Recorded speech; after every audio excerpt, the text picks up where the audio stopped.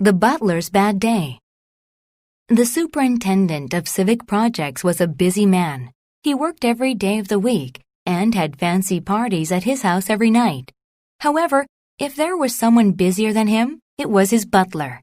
He worked all day organizing the superintendent's parties and then cleaned up after them late at night. Hence, while the superintendent slept soundly, snoring loudly in his bed, the butler was still awake. Sadly, though the butler was always overworked, his profession's intrinsic nature demanded he never be outspoken. Therefore, his employer never knew the butler hadn't slept for several days. On any day, the butler might make a mistake. One day, the superintendent said, "This particular party is important. People from the ministry are coming. Everything must be perfect." The butler began preparing at once. First, he went to the attic to get more chairs and tables. But on his descent, he realized he needed to make the food. A gourmet dinner was necessary for such a party.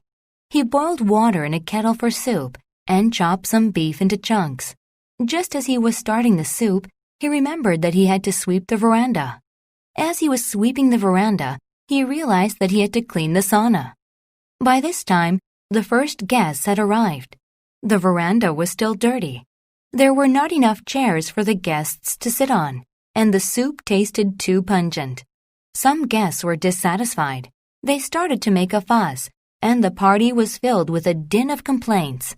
The superintendent's party was a disaster.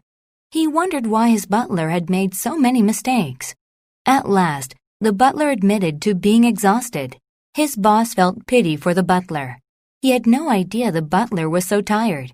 He said, "You should have told me earlier. Then we could have avoided this whole ordeal."